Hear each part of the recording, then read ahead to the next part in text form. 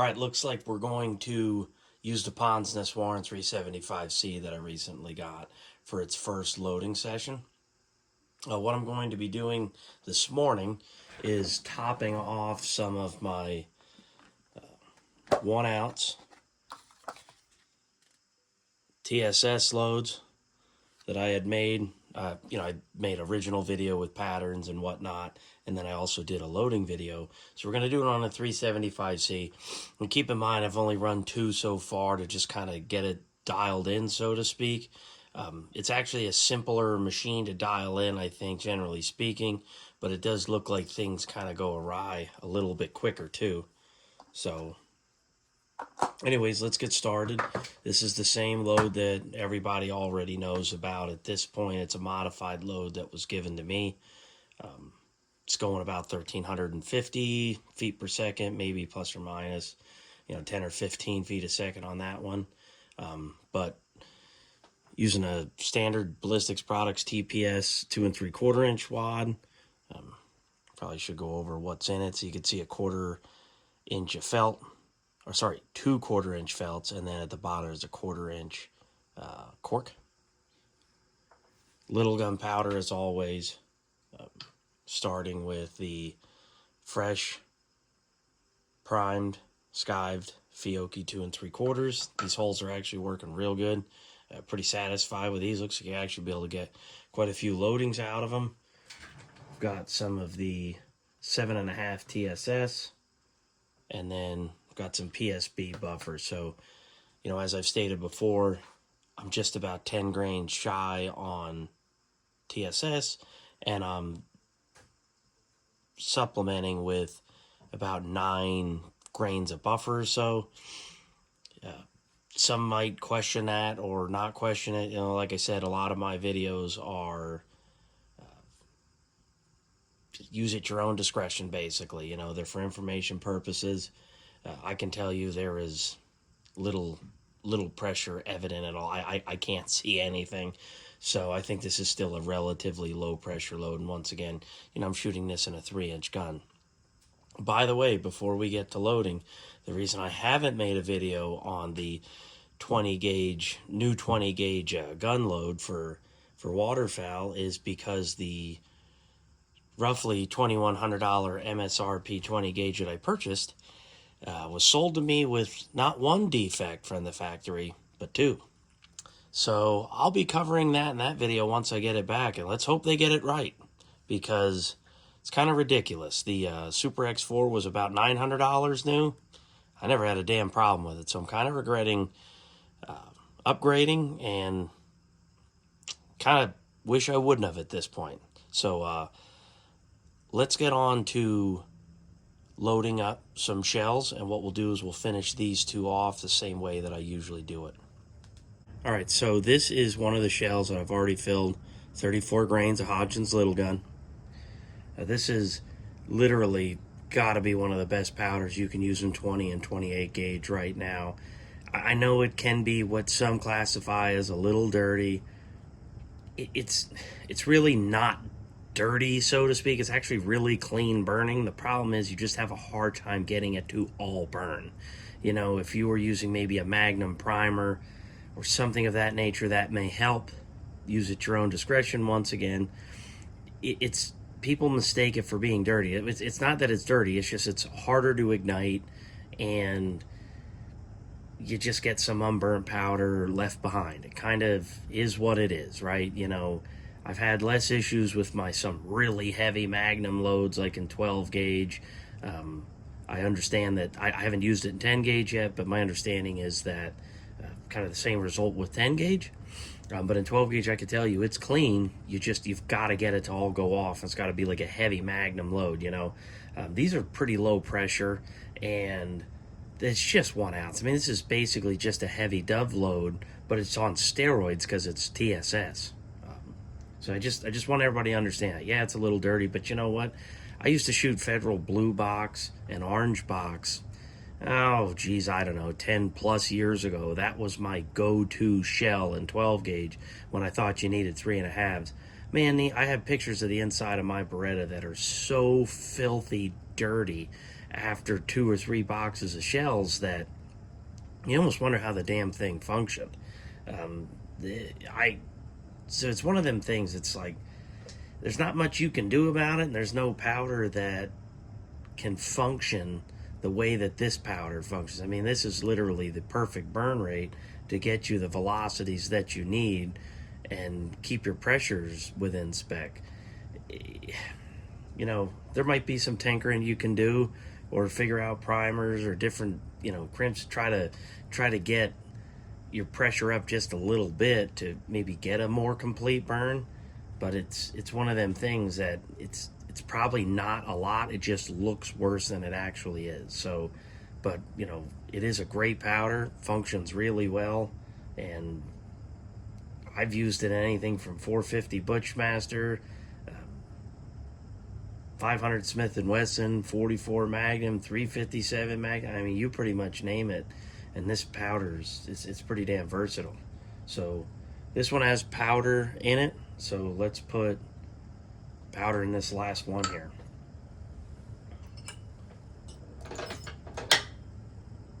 So I'm using the Uniflow once again. We're at 33.9. I'm going to leave that one alone. I'm not going to trickle up to the 10th on that one. Keep forgetting that I have this infamous funnel that everybody keeps asking me about.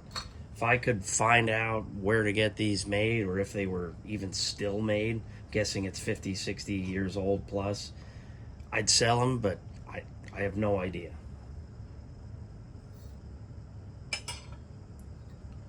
All right, so we got powder in here. Let's go on to putting our pre-made wads.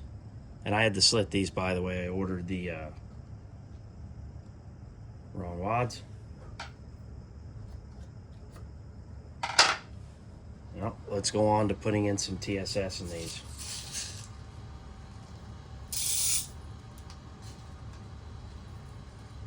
This one needs probably about 4 more pellets. And right on the money. So that's about 428 grains. Feel free to kind of figure out what you think you need. I'm running just shy of 1 ounce, and actually I'm thinking about working on some duplex loads after the season's over, because I'm thinking you probably don't need as much TSS as I'm using, but I'll figure that out at a later date. So that was 427.9. Let's get that out of the way. I'm going to try to settle the shot here real quick.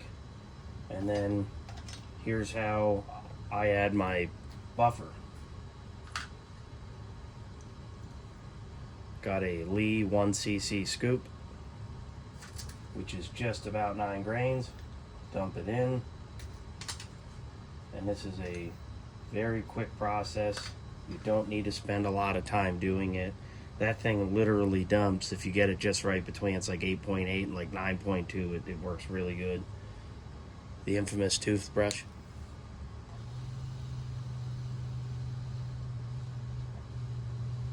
To settle the buffer into the shot, you just wait until you see the shot starting to poke out and you see the buffer go down. You should see a little bit of the wad when you know you have it right.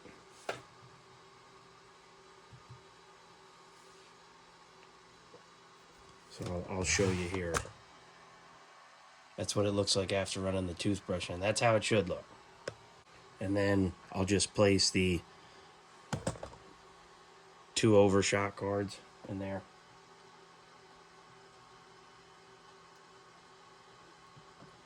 And usually I just try to make sure they're down. I don't go nuts. You don't need to go crazy. All right, let's head over to the press and get these banged out.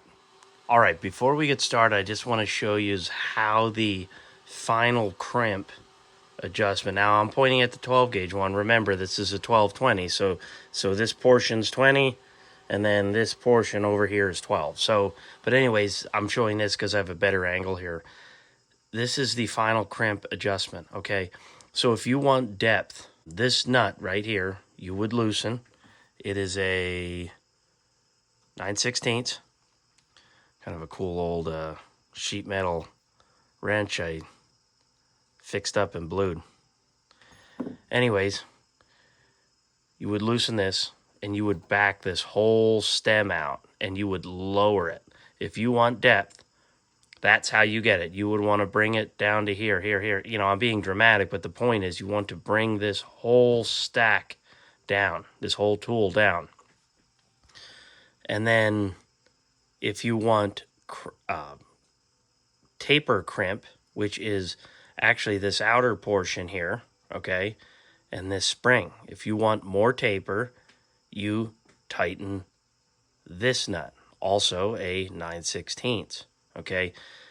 Basically how they're getting a taper on these PWs is this is under a lot of spring tension, okay? So this will need to be tightened in order for you to tighten this, or will spin, the whole die will spin. That's how they're getting taper here, is they're using spring tension to force this down, and this has an inside shape, you know, it's got a shape to it to put that little taper crimp on the tip of the shell. So anyways, probably not the best explanation, but I figured I'd cover it. If you want to move any dies around, you're going to need a 1/8 inch. This is just a wrench from my Dillon 550. All right, let's get to loading. All right, so going to pull a complete ready to go shell out of here. So once again, you know, we're not using this press for a lot of work. Now, I've also had a couple people ask me, how am I setting up my presses on here? What I have is I have several bolt patterns in, and I just use wing nuts and, you know, a standard screw or bolt or whatever, and that's pretty much it. And then I can just swap out presses real quick. This was actually only supposed to be a temporary bench, and it's become kind of a long-term bench because I've become a bit more of a shotgun shooter and reloader over the last 5 years. So anyways, you're putting that on the ram to insert it in the die. Now, one of the difficult parts of this is sometimes there's barely enough pressure and tension in here to get held in the die because it's a virgin hull. It's never been sized. You're just going to move this over, all right, because that's D prime. We're not going to do that. This is obviously wad pressure right here, and we're not going to do that. Now here's the beauty of this. Here's that new die that I got from them, and that's that all steel, and this is perfect for virgin hulls. And I'll just leave it like that for a couple seconds so it forms some memory. And what you hear in the background is a 3D printer. I'm getting a little bit busier as the season rolls around, and selling a bunch of the printed loading blocks that I have similar to this wood one. All right, it's about 10 seconds under that die. I believe everybody can see that, but what I'll do is I'll pull it out to show you. And that is what the pre-crimp looks like. I think I actually could probably use a little bit more, but let's see how this crimps before I go and make any adjustments. Now, once again, like I said, there's not a lot of pressure inside there. So do keep that in mind, that you could end up making some spills. You know, if you were doing a once fired hull, well, this resizes that, so it would end up holding that shell really good, but in this case, it won't. So let's do a final crimp. And it looks pretty decent. Probably could be a little bit better, but you know what, for somebody who didn't spend a lot of time setting up the machine, I'll take it. And all these will get gate finish crimped anyway, so, but yeah, not bad. All right, so I actually went back and made a small change to the pre-crimp because I think it needs just a little bit more. It almost seems like I might have just a pinch too much taper on there too, but I'll worry about that. See how that shell wants to come out? It's because there's no tension inside the die. So you have a couple options. You can do what I just did there to get it over on the ledge on the plate, or I meant overcome the ledge, but anyways, to get it on the plate, or you can just keep it in the down position and move it over. So it's kind of up to you. All right, so let's go over and get some pre-crimp on here. Now there's actually like a slight cam over. If you notice, I have it just a little bit past, so that I know when I have the pressed completely maxed out, I'm allowed to take some pressure off. I have the 10 gauge press in the same location, and even though that one's from the 70s and this one's probably from late 20 teens to 2020, still the same bolt pattern and everything. That pre-crimp looks a whole lot better. All right, let's give this a shot.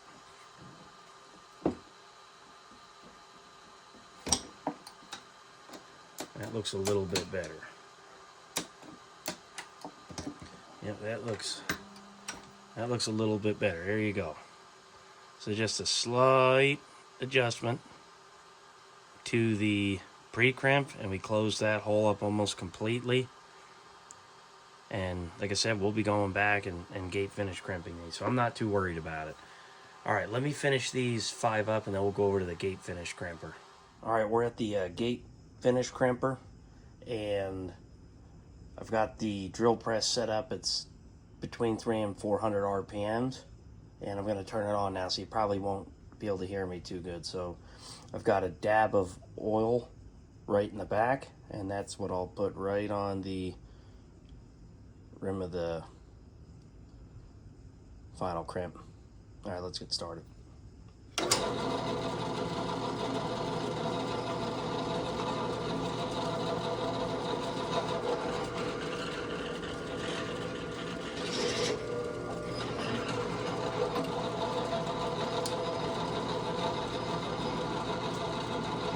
All right, there we go. It's one down.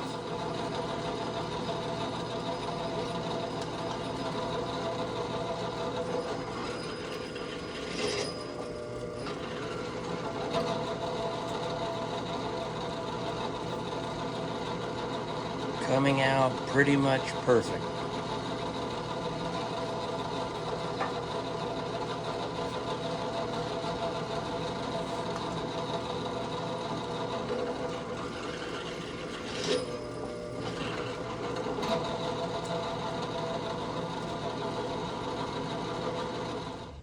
So here are the final shells.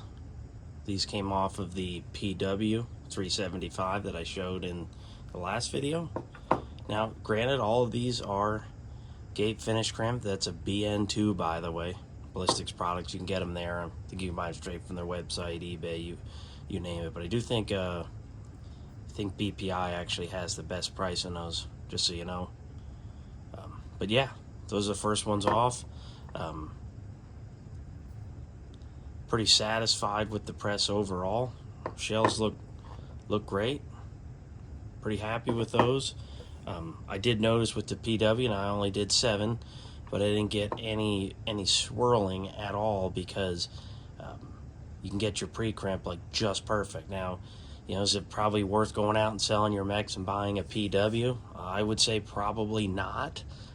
In my case, I was able to upgrade and without even spending any money, and I saved a little bit of space in my reloading bench, which is kind of nice. I kind of started stacking up presses, and I'm not even quite sure how it all had happened, and it just one after the other, and then before you know it, you have 6 or 7 or 8 mech presses, and well, now I'm down to 2, and a third one will be coming here for 20 gauge progressive loading here hopefully shortly.